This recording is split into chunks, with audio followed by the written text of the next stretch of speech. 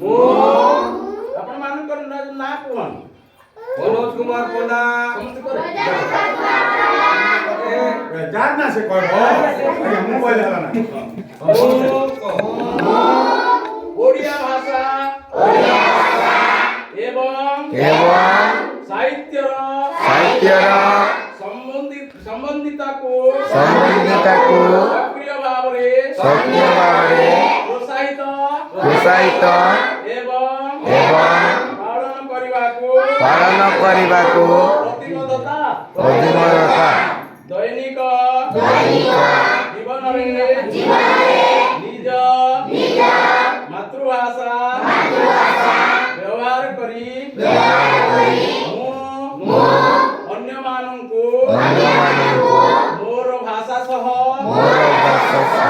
ପରିଚିତ କରାଇବି। କାହାଣୀ କବିତା ଗଳ୍ପ ପରମ୍ପରାକୁ ଆଦାନ ପ୍ରଦାନ କରି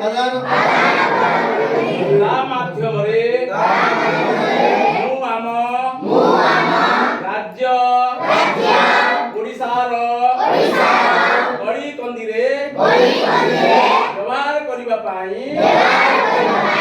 ମୁଁ ସମସ୍ତଙ୍କୁ ଆଗ୍ରହ କରିବି। ଓଡ଼ିଆ ଭାଷା ସାହିତ୍ୟର ପ୍ରସ୍ତର ଏବଂ ପ୍ରଚାରରେ ସହଯୋଗ କରିବି।